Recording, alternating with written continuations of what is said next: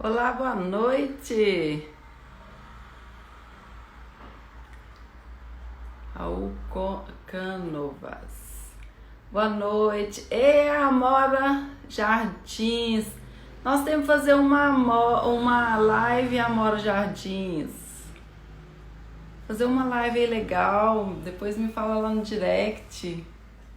Amo Amora Jardins. Amo. Amora.mjardins, galera. Vai lá e vê. Oi, gente, boa noite. Muito feliz em estar de novo aqui, mais uma live maravilhosa. Bem-vindos ao nosso canal aqui, nossa comunidade de plantas, onde o propósito é a gente aprender todo dia sobre plantas, que é um assunto infinito, porque a natureza, as plantas são uma obra de Deus e Deus é perfeito e infinito na sua sabedoria. Criou nós seres humanos, as plantas, os animais. Por isso muito aí o termo biofilia, esse querer estar junto das plantas, os animais, o ser humano, né? Aí é biofilia maravilhosa. Boa noite, boa noite. Vai ser uma semana boa, uma semana maravilhosa, de muita luz, muita alegria, muita paz e muito produtiva, se Deus quiser.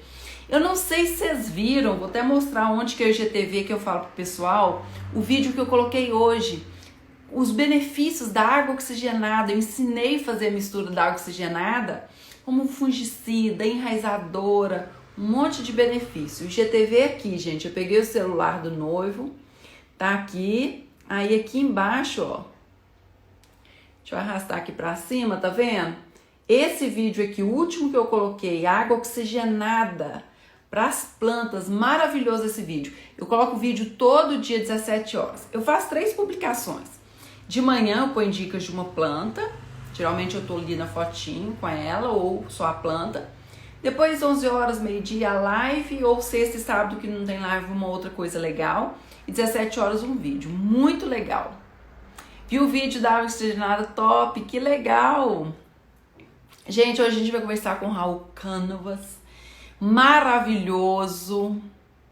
Quem aí não foi aluno do Raul Canovas? Pouca gente. Muitas pessoas já foram alunos dele. Ei, Aline maravilhosa. Aline, eu quero marcar uma live com você. O pessoal tá pedindo temperos e medicinais. Quero marcar uma live de temperos medicinais, porque ela é maravilhosa, Aline. Linda, linda. Gente, deixa eu ver se eu localizo o Raul aqui. Enviei um convite, vamos ver se ele chegou. Eu não vi. Ei, Vânia, você chegou, minha linda! Gente, eu marquei um tanto de live sobre orquídeas. Vocês amam as orquídeas? Agora, se vocês quiserem ver sobre Wanda, ver as 2 lives que eu fiz com a Aline, uma ela explica os cuidados, tudo, outra polinização, como fazer muda em casa, tá tudo lá no YouTube, Plantas e Bem-Estar. Se vocês não acharem, me pedem no direct que eu mando um link. Nativa Orquídeas e Plantas. Quem quiser, essa polinização não é só pra Wanda, ela deu aí, aqui o Raul tá aqui. Eu vi ele aqui agora, ó. Deixa eu chamar. Muitas outras orquídeas também que servem. Chamei o Raul, vamos ver aqui se dá certo. Olá, Raul maravilhoso! Que lindo! Olá, Ana Paula. Boa noite! Boa noite para você também. Tá muito frio aí em Minas? Aqui tá frio. Aqui também. Você sabe que nós passamos os dias de calor, mas agora está friozinho. Então a gente tem que falar de como vai ser esse jardim nesse mês de frio, né? Junho, julho, agosto. Maravilhoso! Tá tudo Não bem? é? Tudo bom com você? Tudo em paz, graças a Deus. Obrigado por você ter aceito o meu convite. Eu tenho certeza que o pessoal vai aproveitar muito aí a sua aula, a nossa conversa maravilhosa. Bem-vindo aí à nossa comunidade de plantas. Obrigada de coração. Acho que não vai ser uma aula. Aula é uma coisa muito pretensiosa. Tudo que Vamos sai da chamar sua isso de boca é bate-papo. ensinamento, Vamos chamar Raul. isso de bate-papo. De bate-papo, de falar um pouco. um pouco de uma coisa que eu acho que é mito. Você sabe, Ana Paula, que desde que eu cheguei aqui no Brasil, estou há 50 anos atrás, eu vivo me queixando de que a mídia faz questão de, às vezes, até traduzir literalmente textos do hemisfério norte. E aí acontece que exatamente agora, nessa época de mais frio, às vezes se fala de neve, de geadas. Isto não é comum no Brasil, a não ser nas serras no sul, no Rio Grande do Sul, Santa Catarina, Paraná. Aí pode ser, mas no resto do país, sudeste, centro-oeste, nordeste, norte, isto não acontece. Eu acho que nosso inverno pode ser extremamente aproveitado não apenas desde uma janela, mas no meio do jardim. Você não acha? Maravilhoso. Eu acho isso mesmo, perfeito. Então, Raul, eu acho que. mas eu quero que você Ó, fale, pessoal, o que, que o jardim tem que ter de interessante para a gente ir até ele no inverno. sim, sim. Eu acho que às vezes até nas sacadas, sabe, sacadas dos apartamentos, nos terraços, enfim, nesses espaços que funcionam como uma espécie de apêndice do lugar onde moramos, que são assiduamente usados no verão, isso é lógico, e com calor que procuramos uma brisa fresca e aproveitamos um pouco mais essas áreas. Mas será que não podemos fazer isto também agora, no mês de frio? Eu sei que sair de perto da lareira nestes dias gelados pode parecer, a vezes, assim uma doidice. Mas não seria instigante tomar o café da manhã nessas varandas, bem agasalhados, sentindo o sol no nosso rosto? Já pensou em fazer um queijo coalho assado e saboreá-lo com uma taça de vinho em um final de tarde contemplando o poente? Não é romântico? Eu acho que Demais. sim. Então, tire as capas das mesas e das cadeiras e adapte um pouco o cenário para estas baixas temperaturas. Talvez uma opção seja cobrir esses assentos dessas cadeiras com mantas e almofadas fofinhas e posicioná-las onde o sol incida, talvez com um pouquinho mais de tempo. Ao contrário do que fazemos no verão, que procuramos a sombra. Então, nessa época, a opção seria isso, procurar o sol. Claro que devemos resguardar-nos dos ventos e, na medida do possível, também da chuva. Mas é bom levar em conta o uso, nessas cadeirinhas que vamos usar, de estofamentos impermeáveis e fáceis de limpar. E abusar da madeira, porque nesse mobiliário, nos acabamentos com piso e com paredes, a madeira é muito quente, ela agasalha, é ótima para momentos de frio. Não usar bancos frios de mármore ou de concreto, não, tem que ser de madeira. Os acessórios são também importantes para dar uma sensação de aconchego. Lanternas iluminadas por velas, não, já imaginou que é romântico? Uma escultura, tachos de cobre repletos de frutos secos, de pinhas, de cabaças e flores secas. E o mais importante, plantas que apresentem sua face mais atrativa agora, nos meses de junho, julho e agosto. Há tantas plantas. Olha, é inimaginável. A gente tem esse mito de que o inverno é triste. Mas imagina assim, o viburnum com aquelas flores brancas ou rosadas, aquele jasmim arbustivo amarelo, as abelhas que ficam coalhadas de flores nesta época. Que mais? As marianinhas, as Bico de tibuchinas, papagaio, manacá da bico serra. de papagaio, exatamente, bico de papagaio. Outra da família das euforbiáceas, como o bico do papagaio, é a chiquita bacana, que pouca gente conhece, a Euphorbia fulgens. Ela cai, ela é um pouco pendente, então ela é ótima para a jardineira, para debruçar um pouco. E as azaleias são as rainhas nesta época, elas são encantadoras. Como também outra que pendura, que é bom para vaso, assim, para pendurar, é a flor de maio. A flor de maio é exatamente nessa época que ela está estourando. Então Azinheira. tem as Você chama de azinheira ou barba de velho? Aquela branquinha? barba de velho. Sim, sim, sim. e outras, estrelinha gorda, a gerato, boca de leão, Amor perfeito. as calêndulas que são encantadoras, enfim, tem o amor perfeito, que é uma flor maravilhosa e que a gente não vê no verão, na época de calor. É uma flor tipicamente de inverno, né? De frio, como as alceoras, as prímulas também, tanto a prímula cônica como a prímula malacoides, a prímula iberis, elas Morango. são ótimas. Então, eu acho que os paisagistas que nos estão assistindo, eles bem que poderiam, talvez, Ipê pensar rosa. ipês, todos os ipês florescem agora a partir de junho, julho, agosto, até setembro. E também pensar nas pérgolas. Você já imaginou você, no final da tarde, tomar um whiskinho embaixo de uma pérgola enfeitada com cipó de São João, com a turbina carimbosa, ou com um jasmim do poeta, que são exatamente plantas de flores nesta época? Eu acho isso, sinceramente, encantador. Realmente encantador. O Cipó de que você São acha de João, tudo isso? jasmim poetas. E qual o outro que você falou? O cipó de São João seria outra. E que mais eu falei? Jasmim dos poetas. Isso, exatamente, exatamente, exatamente. Eu acho que tem tantas coisas interessantes para o jardim do inverno e muitas vezes eu acho que é até um erro, né?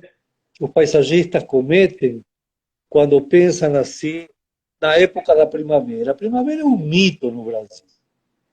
Não existe isso de primavera. Nós temos jardim florido o ano inteiro.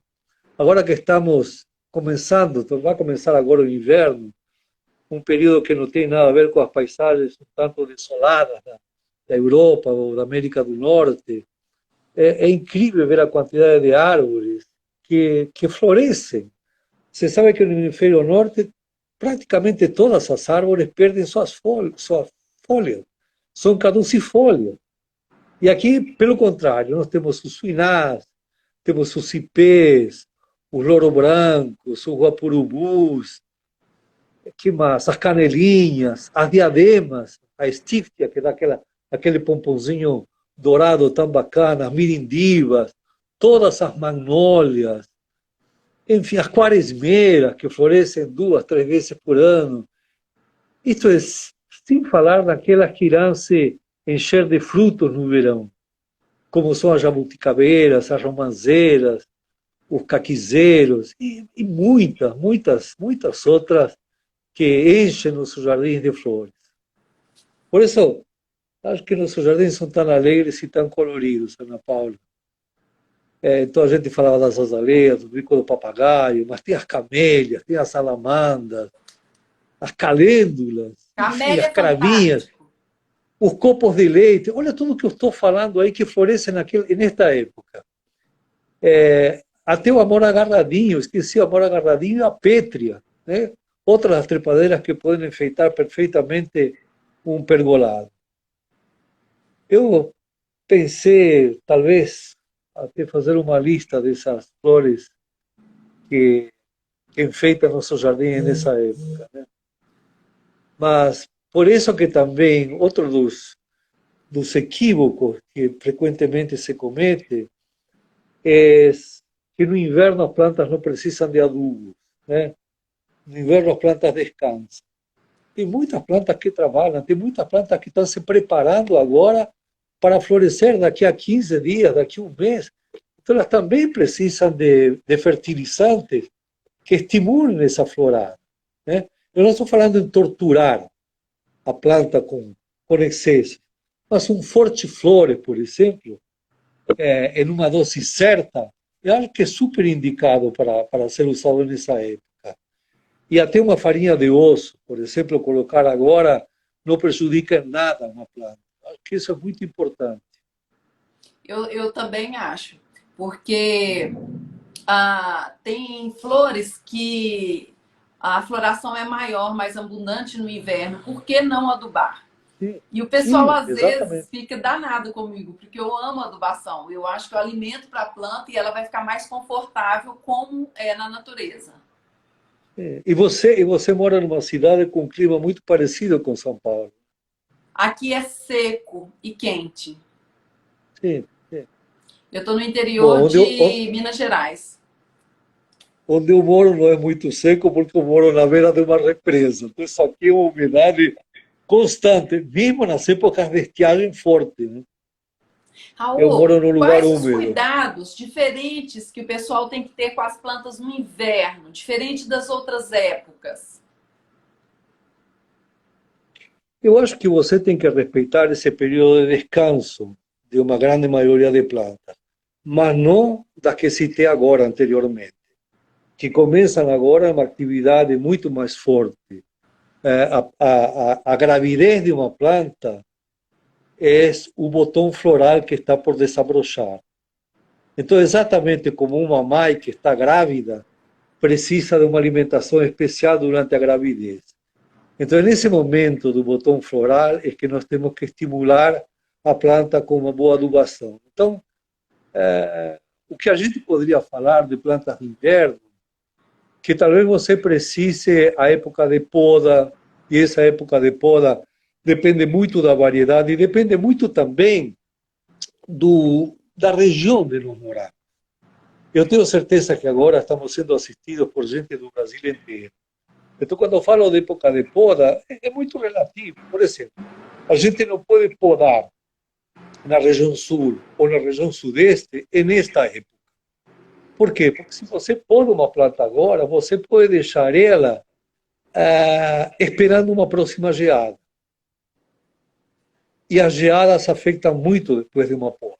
Então, o ideal é que a poda seja feita sempre no início de setembro. Isso na região sudeste e especialmente na região sul. Mas quando não falamos do centro-oeste, no norte do centro-oeste, ou na região nordeste, ou na região norte, essa poda pode ser feita em qualquer época. Inclusive, uma maneira de pensar na poda é exatamente depois da floração ou depois da frutificação. É muito melhor que pensar em inverno, verão, outono, primavera. Se você não pode podar uma planta, se ela está soltando seus botões florais.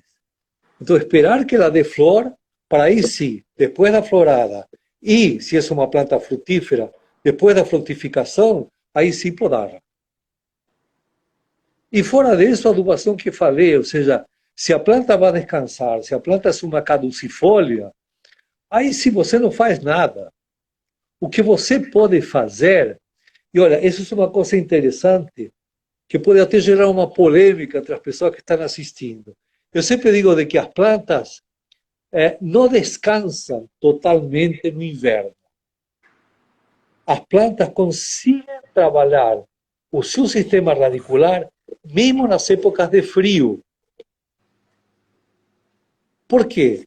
Porque a 20 centímetros ou 30 centímetros de profundidade, uma planta não sente uma grande alteração de temperatura.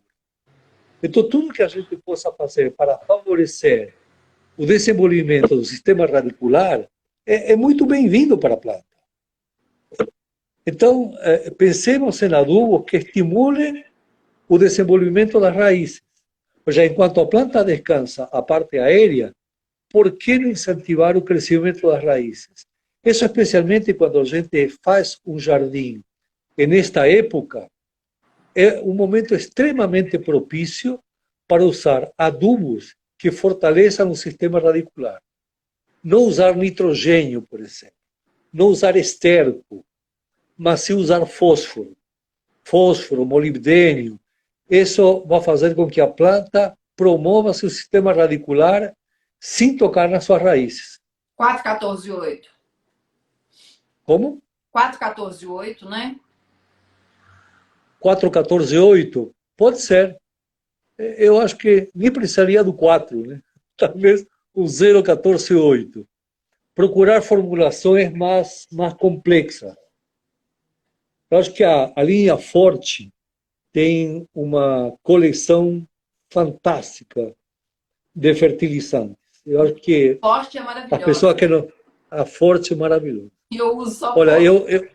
eu sou um torcedor da Forte da época que ainda não existia, da época que era Tecnutri. E naquela época eu insistia com ele a formular fertilizantes mais precisos. Eu me lembro de que eu estava em Estados Unidos e era um supermercado que eu entrei, fui na área de jardinagem, e eu fiquei deslumbrado vendo que no varejo, nesse supermercado, tinha fertilizantes exclusivos para palmeiras, por exemplo, como formulação indicada para palmeiras, não para coqueiros, mas para palmeiras. Eu fiquei encantado com isso. Hoje a linha Forte tem não apenas para palmeiras, mas tem para coqueiros. Então é muito interessante que, juntando a adubação orgânica, usemos também em determinadas épocas essa linha da Forte, que é realmente muito, muito boa. Vocês não imaginam, eu estive na Forte um tempo atrás, vocês não imaginam o que é o departamento experimental da Forte. Eles cultivam plantas especificamente e essas plantas são tratadas com diferentes fertilizantes para saber a reação. E aí, a partir daí, se criam essas fórmulas que são extremamente precisas. Eu acho que é um produto, eu diria, único no varejo aqui no Brasil, que a gente pode comprar isso em pequenas quantidades e que rende muito bem. O custo desse fertilizante fica muito diluído quando a gente fala de um paisagismo residencial, de um pequeno paisagismo, digo, em uma área de 500 metros quadrados, 1000 metros quadrados, o custo do fertilizante não tem muita importância. Então, acho que ele se adapta muito bem para isso. Raul, o que as pessoas podem fazer na quarentena, dentro de casa, agora no inverno, com as plantas? O que você acha que as plantas trazem de benefício para a cabeça das pessoas que esse momento está difícil, né, Raul? O que a planta contribui na quarentena? Você sabe que eu acho, Ana Paula, que Plantas e nesta quarentena. época, a gente fala de quarentena, dessa pandemia que nos está atacando de uma forma tão forte, mas acho que em todas as coisas na vida nós temos os aspectos positivos. Aí você vai se perguntar, quais são os aspectos positivos de um coronavírus, com tantas mortes diárias, uma verdadeira tragédia.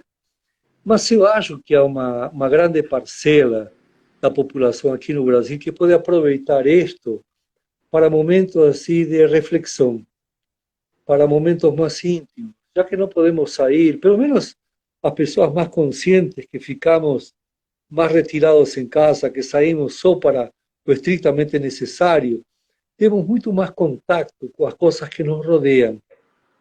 E não são apenas o mobiliário de nossa casa, mas também os elementos vivos que não prestamos tanta atenção em outras épocas, que são as plantas de nosso jardim.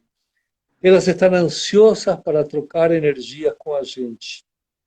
E não é apenas desde o ponto de vista metafísico. Não estou falando de energia, mas estou falando de como é eliminar poluentes dentro de casa. A planta de interior, por exemplo, é fantástica o que ela pode fazer, um antúrio, uma samambaia, um lírio da paz. O lírio da paz é fantástico, que ele elimina de xileno, tolueno, metaldeído, de uma série de componentes que estão presentes na eletrônica, em geladeiras, em máquinas de lavar, em tapetes, na tinta que cobre as paredes de nossa casa. Então, essas plantas realmente têm uma atitude muito forte de absorver. O que eu estou falando, Ana Paula, não é nada metafísico, é verdadeiro. Esses são trabalhos, inclusive, fundamentados em estudos da NASA. Que O Velho Olambra está com esse projeto, através da Patrícia, das plantas que purificam o ar. Projeto maravilhoso do Velho, já tem umas 2 semanas, segundo a NASA e outros. Sim. Hoje isso a gente põe na internet. Fundamentado cientificamente. Facilmente. Fora disso, eu acho que nós temos as nossas características pessoais, de como somos cada um. Então, eu te diria que assar uma árvore, o sentar perto de uma planta, isso pode trazer um benefício emocional extremamente alto. Você estar sentado, apoiando as costas em uma palmeira, isso, nestes momentos que a gente precisa de tanta flexibilidade, ela vai te propiciar exatamente flexibilidade, maleabilidade. Uma palmeira, uma toceira de bambu, por exemplo. É formidável a energia que elas desprendem. Muito diferente do eucalipto, que é rígido, que tem uma madeira inflexível, que não suporta ventos, que ele cai. A palmeira não, ela tem uma flexibilidade fantástica. A palmeira ou o coqueiro, como a gente queira chamar, eu acho que é muito importante. Mas eu espero, sinceramente, Ana Paula, que a pessoa não veja nestes meses como representantes de infelicidade ou de desventura. Eu gostaria até que a moda fosse um pouco mais alegre e que as mulheres, os homens usassem talvez cores vivas nos dias de frio e nos dias de chuva.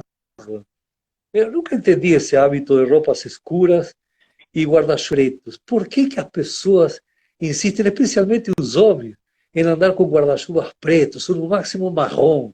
Marrom é uma ousadia. Que lindo seria enfrentar os dias cinzentos armados com sobretudos, casacões e capas coloridas, respondendo ao tempo com a nossa alegria interna.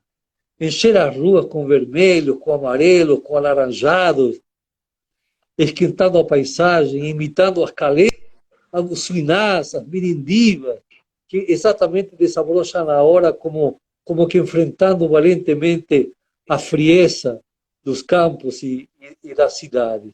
Eu acho que seria tão bacana isso. Não é um momento de hibernar. Pelo contrário, talvez a pandemia seja um pouco mais fechado dentro de casa, mas se a gente sai para fora, para ir no supermercado, para ir na farmácia, para fazer compras, respirar esse ar puro. Inclusive, que é muito interessante, Ana Paula, de ver que nós temos muito mais horas de luz solar no inverno que no verão. Ao contrário do que as pessoas se imaginam, porque na maior parte do Brasil, nos meses de calor, que chove mais. Então o céu fica muito mais nublado. Agora no outono, que nós sofremos de um céu muito mais azul, sem chuva. Então é uma época de estiagem. Então usufruir dessa luz solar é muito importante. Em lugar de refugiar-nos em lugares fechados, devemos sentir na pele um sol frouxo, talvez, porém com um brilho muito mais que em outras épocas. Entender que a vida é feita de ciclos e que para regocijar-nos com as mornas temperaturas devemos aceitar os frios e assim saber a diferença entre o frio e o calor, entre o verão e o inverno. Parece difícil para vocês?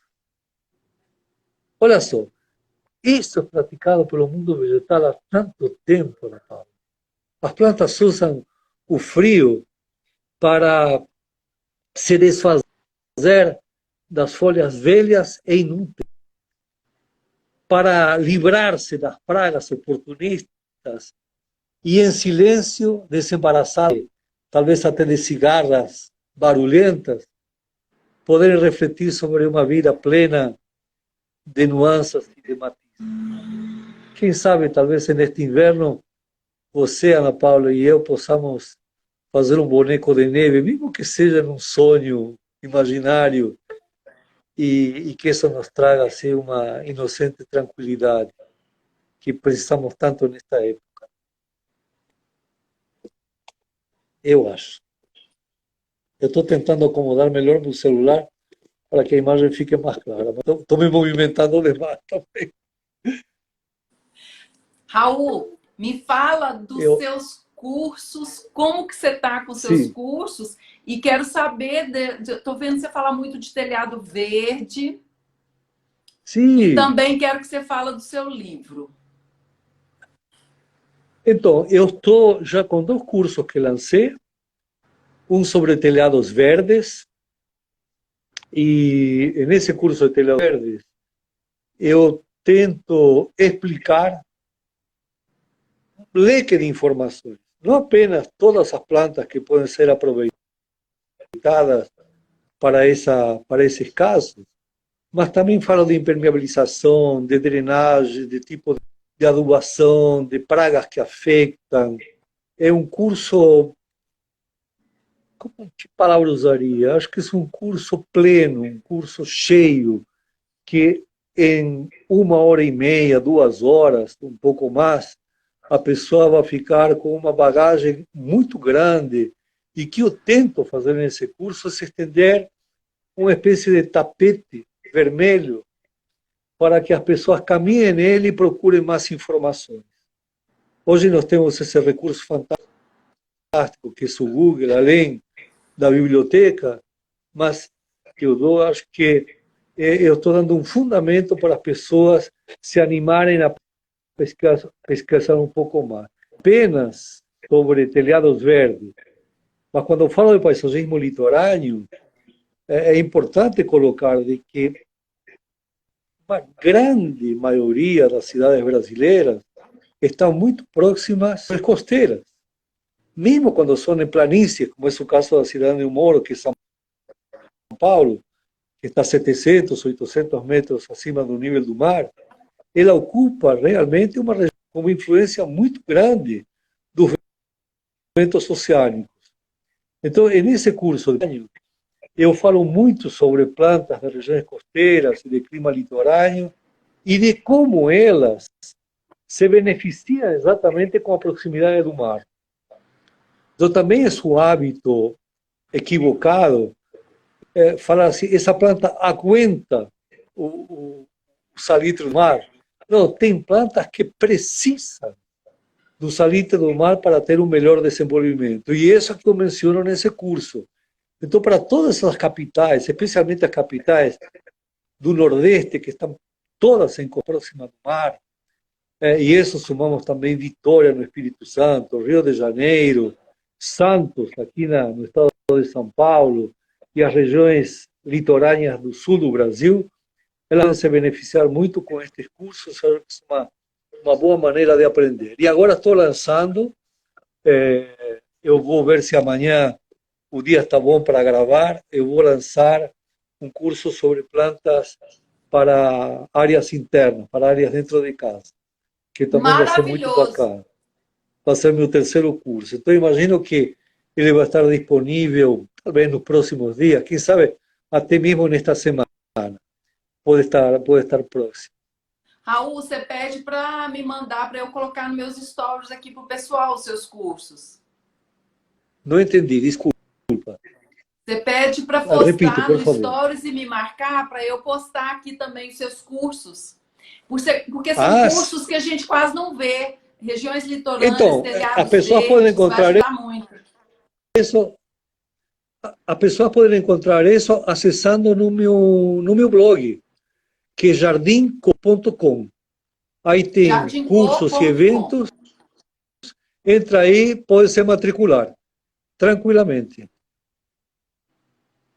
Me fala um pouquinho sobre o Jardim que Cura. Como sobre Jardim acupuntura? que Cura. Esse é outro tema encantador. Eu acho que isso ocuparia um live inteiro, né? Realmente é uma espécie de paixão que eu tenho sobre o Jardim de Cura. E é um tema bastante pouco explorado aqui no Brasil. Falar do bem-estar que as plantas podem dar em um ambiente hospitalar, por exemplo. Então, eu acho que isso é bastante bacana tratar um pouquinho, né? Há um personagem que eu já tenho falado muito sobre ele, que é o Dr. Roger Ulrich. Ele é arquiteto, psicólogo ambiental, é um americano que é o papa quando falamos em jardins de cura. E esse é um tema que ainda é incipiente aqui no Brasil como ferramenta terapêutica. Nos Estados Unidos, pelo contrário, É um assunto bastante popular, ao ponto que 82% dos diretores de hospitais concordam com os espaços verdes como promotores de cura, não apenas para as pessoas que estão internadas, mas também como um benefício mental e físico para médicos e enfermeiros. Então, eu acho que é muito importante considerar isso e hoje há evidências até científicas confirmando que o espaço jardinado pode acelerar ou pelo menos minimizar o sofrimento mental e físico, para que as pessoas se sociabilizem ao ar livre. Doenças cardíacas, internações longas causadas por câncer, Alzheimer ou doenças, apresentam sensíveis progressos nesses ambientes. E claro, cada doença tem a sua particularidade. Cada uma tem uma maneira de pensar um jardim. Não existe o jardim terapêutico uniforme que atenda a todos.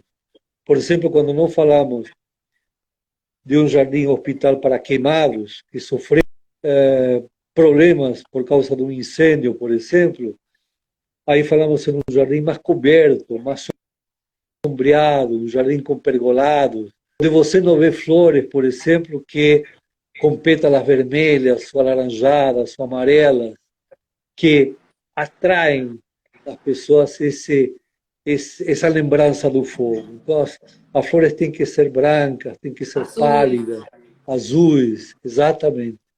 Passar calma. Diferente, por exemplo, do jardim para portadores de Alzheimer. O Alzheimer, floridas, quentes.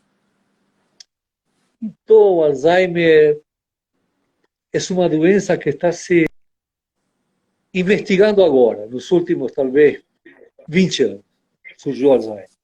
Antes da Alzheimer, a gente falava o velho está gagá, né? Hoje, quando nós vemos, isso afeta, começa a afetar não tanto os velhos, começam os primeiros índices 50 anos. E esse é o momento onde a gente pode, não digo ter uma cura de Alzheimer, e até eu não quero me estender nesse tema, porque não sou médico, não é minha pretensão, de maneira nenhuma. Como paisagista, apenas faço uma análise do ambiente que é mais propício para o portador de Alzheimer. Então, eu acho que hoje tratamentos que podem brecar o avanço da doença. E uma coisa que pode colaborar nesse aspecto é o ambiente achar por onde ele vai andar, por onde ele vai caminhar. E veja, um dos dados interessantes é que o Alzheimer é você levar a pessoa a se lembrar do passado. Estar permanentemente o passado, o presente e o futuro na cabeça. Coisa que se perde com o Alzheimer. Então, uma coisa para lembrar o passado são os perfumes. Então, o jardim tem que ser muito perfumado. Ele tem que andar por lugares onde tem alecrim, lavanda, mirra, limoeiros, coisa que ele lembre, que ele diga, olha, esse era o perfume que minha mãe usava, que meu avô, não sei o quê. Isso é muito importante. E outra coisa, os caminhos por onde ele circula devem ser retos, devem ser curvos, porque isso obriga ao doente de Alzheimer a estar permanentemente não fixado à vista, mas passeando com a vista em paisagens diferenciadas. Isso seria para Alzheimer. Cada caso, Ana Paula, deve ser julgado, não um jardim para o doente, não um jardim hospitalar, e sim um caso para cada doença. Eu, por exemplo, eu fiz um tempo atrás um projeto para o GRAAC.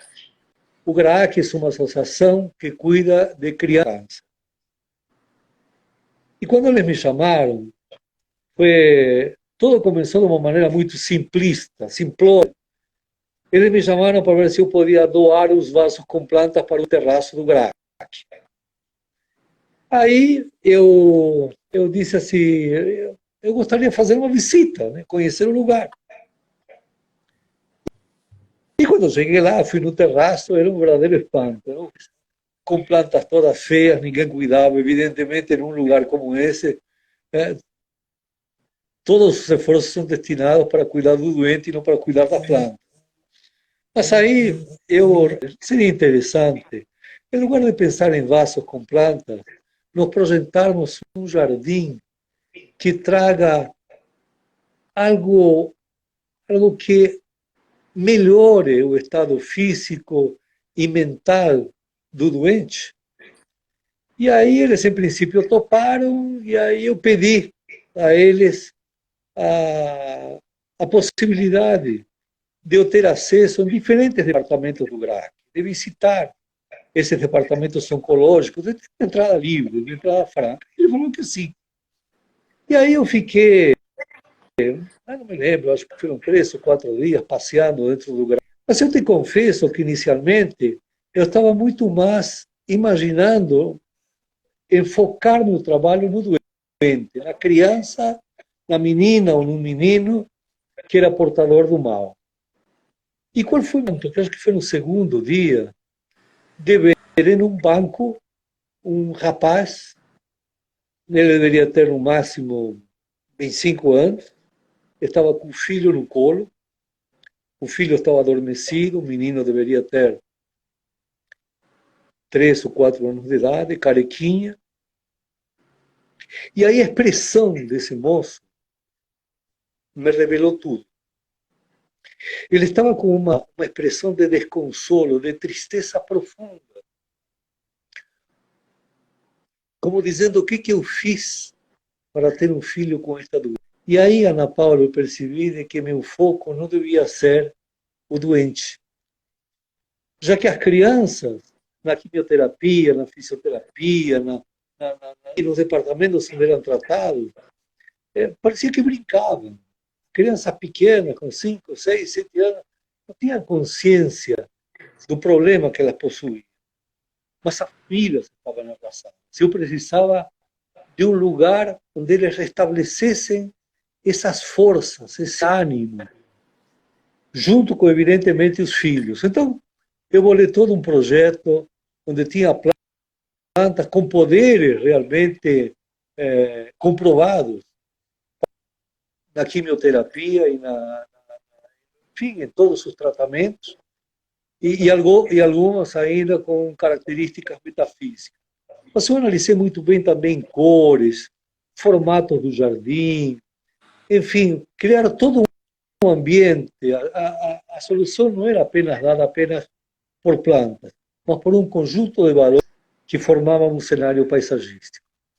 Esse projeto ainda não foi implantado, infelizmente, mas eu espero que tenha verba para algum dia colocar em prática. Que maravilha, Raul. Eu acho que isso matou um pouco a tua curiosidade, né? Que maravilha. Mas Raul, o que você queria, o que você gostaria de falar agora para o pessoal? bom, eu não sei, se seguir assim falando um pouco do inverno, que eu acho que seria, me parece que interessante, né? Nessa época talvez assim um pouco mais de frio, né? Que a gente sente como como tratar isso, né? Nesse momento de frio. Não sei o que você acha, né? Eu gosto de muito do frio do inverno e amo o verão. Eu sou uma pessoa muito alegre e gosto de curtir o que eu tenho muita aceitação. Então, eu gosto muito, estou amando o inverno esse ano e Amando o o quê? inverno esse ano, Amando amando dentro de o inverno? casa, mais dentro de casa. Tá maravilhoso, porque eu era uma pessoa antes da quarentena que corria muito, não sabia nada que estava acontecendo dentro de casa, acho que todo mundo. E a quarentena veio muito para mim, foi maravilhoso, é o que você falou. Às vezes está muito difícil, morrendo muita gente e tal, mas a gente tem que ver o lado bom disso, porque tem que ter um lado bom. Acho que a humanidade da agora para frente mudou e não tem retorno da gente cuidar de si, cuidar da casa. Então é isso, aceitar o inverno, aceitar o verão com alegria, com paz, produtividade, não é isso, Raul? O que você Sim. acha? Eu acho que sim. Você sabe que às vezes as pessoas. Eu tive uma pergunta curiosa há um tempo atrás, me perguntando se as plantas sentiam frio. Como é que as plantas ficam em um jardim nuas, fixadas em um lugar sem poder andar? Será que elas sentem frio? Aí eu falei, talvez sinta, mas não da maneira sofrida e agonizante como padecem outras árvores no norte do Canadá ou na Rússia, onde eu estive agora em novembro passado. Eu fui dar uma palestra e um curso, Eu né, vi. na Rússia. E era no outono, né? Você não imagina. Olha, isso aqui entre nós, para quem não está ouvindo, não é um lugar que eu voltaria. Porque o sentimento era de tristeza, a paisagem era cinza, o sol aparecia às 15 para as 9 da manhã. Até às 8:30 da manhã era noite, fechada. E às 4:30 da tarde começava o crepúsculo. As árvores, todas, absolutamente todas, sem folha. E, obviamente, sem flores. Então, esse não é o inverno que nós temos. Por aqui, em terras tropicais, o brando inverno surge com uma certa timidez para não mortificar um quase paraíso que nos meses de junho, julho, agosto, veste suas florestas com um colorido incrível, pelos cipés roxos, rosados, amarelos, brancos, e até um de flores verdeadas. Você sabe que tem quase 100 IPs aqui. Por isso, quando a gente fala, vou plantar um ipê amarelo, eu falo, que ipê amarelo? Né? Tem quase 50 ipês amarelos, tem 15 de flores cor-de-rosa, tem 3 brancos. Já é uma infinidade de ipês que desabrocham suas flores desde a Patagônia Argentina até México. E exatamente nessa época de frio, né? São tantos. Junto a eles que e do mulungu, do louro branco, com sua copa albina imaculadamente branca, su, que solta suas flores agora, com a copa totalmente sem folha, e dos imensos gapurubus espalhados, e outras coisas assim que florescem agora, como as hortênsias, as magnólias, as aleias que falei antes, as camélias, e outras bem baixinhas e policromadas, como as calêndulas, as violetas de cheiro, as prímulas, enfim. Eu acho que nossas paisagens alegres, que serviram tanto de inspiração para artistas, para pintores como Tarsila do Amaral e Di Cavalcanti, que retratavam esplendidamente o cotidiano brasileiro e que pintaram tão bem a nossa paisagem. Para quem nos está ouvindo, eu faço esse desafio. Entrem e procurem as telas da Tarsila do Amaral e de Di Cavalcanti. Você vai ver tantas coisas na flora brasileira, especialmente da Tarsila, de como ela conseguia, em um quadro só, retratar árvore, cacto com flor, planta com flores. Isso é tão diferente daquilo que foi retratado no século XVI pelo pintor flamenco Bruegel, que tem uma tela famosa dela que são caçadores na neve, que o paisagem é desolador, com pessoas a meio da neve e nenhuma árvore com folhas, né? Ou outra, o trilho, bem mais tarde, que ele faz em uma paisagem, eu não me lembro agora como se chamava, mas é uma paisagem que ele pintou também bastante triste no Paris onde ele morava. Já essas são coisas, enfim, que fazem pensar que nosso inverno é bem diferente. Eu acho que é muito importante pensar, Ana Paula, em, em um inverno um pouco mais aquecido. Somos E beneficiados. sim, sim. Eu acho que as plantas têm umas estruturas que inclusive as protegem muito bem nos frios nesta época. Não são afetadas pelos ventos, que já ele seca bastante nessa época de estiagem, então as folhas se engordam. Isso especialmente nas suculentas. As suculentas, inclusive, mudam até a coloração, né? Elas mudam o comportamento em várias formas. Alguns, como os aloes, escurecem suas folhas e as echeverrias se fecham para ficarem um pouco mais protegidas. A cica, por exemplo, que é uma planta hoje tão popular e tão usada pelos paisagistas, pinta suas folhas com pontinhos amarelos, depois com uma geada, isso na região sul. Isso é algo normal, já que é uma espécie muito rústica que suporta frios intensos, né?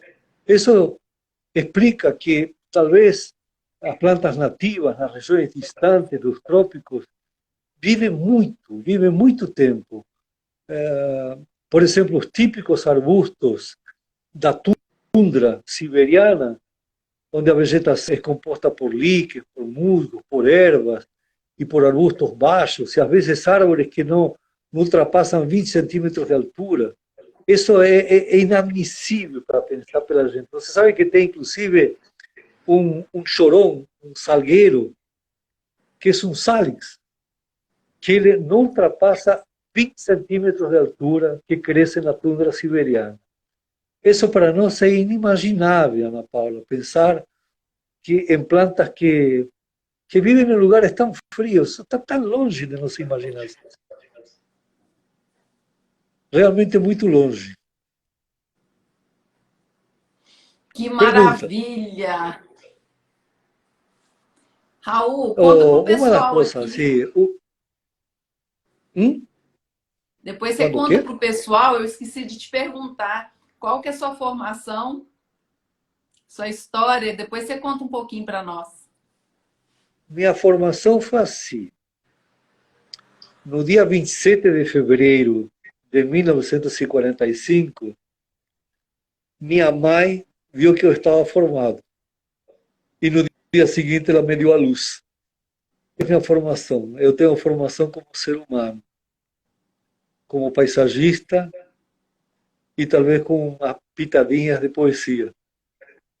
Eu não cursei faculdade, essa foi uma opção que eu tive quando tinha 14 anos.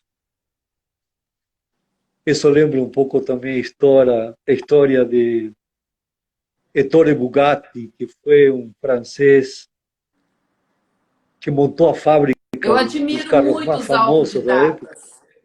Eu admiro muito. Então, então a formação nossa foi muito Parabéns. mais andando por pedras Supera qualquer agudas. formação. Eu acho que eu tive até um pouco de sorte. Eu tive um pouco de sorte nisso aí, Ana Paula.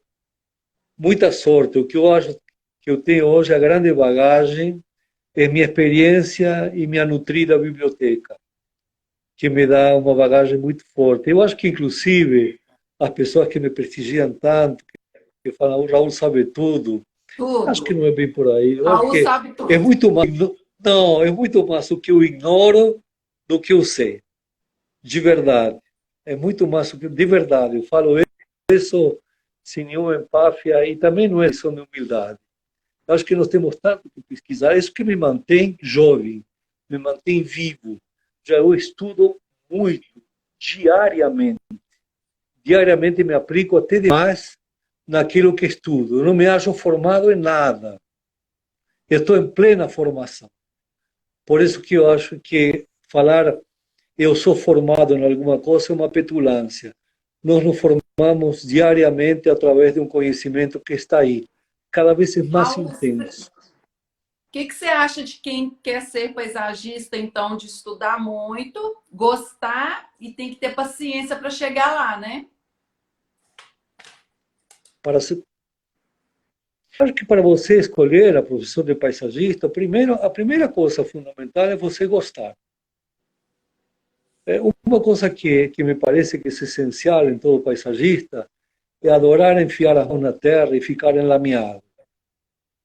Aquele que pretende estar sentado na frente de um computador e analisar figurinha, nunca vai chegar a ser um grande paisagista. No conhecimento, inclusive, claro que há muito de fundo acadêmico e muito da minha biblioteca, mas muito aprendi com produtores de plantas, andando no barro, embaixo da chuva, usando navanga, desenterrando planta, vendo sistemas radiculares. Isso é uma coisa que te marca muito. Então, acho que, essencialmente, nós temos que gostar de sermos paisagistas. Daí você corre atrás. Eu acho que todos, se você analisa os paisagistas mais notáveis aqui no Brasil, os mais conhecidos, os que têm uma trajetória mais longa, eu acho que a trajetória é muito importante. Ninguém surge no paisagismo em 1 ou 2 anos.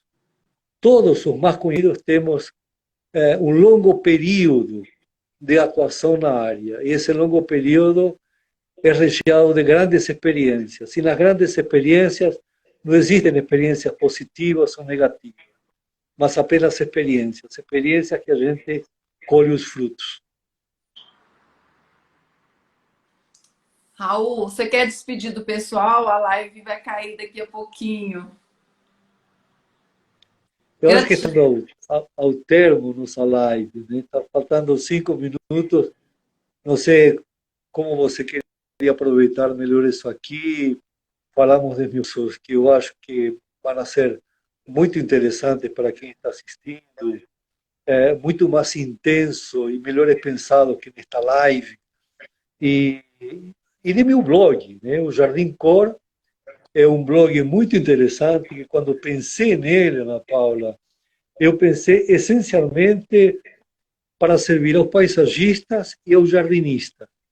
Ele tem uma biblioteca das espécies extremamente recheada com árvores, palmeiras, árvores frutíferas, arbustos, trepadeiras, forrações, cactos, de uma maneira fantástica. E muitas matérias, muitos textos, a grande maioria escritos por mim, mas muitos outros com colaboradores, amigos meus, paisagistas, horticultores, e até humildes jardineiros que colaboraram muito bem com o blog. É um blog que tem uma seção que me deixa muito feliz, que é Pergunte ao Raul.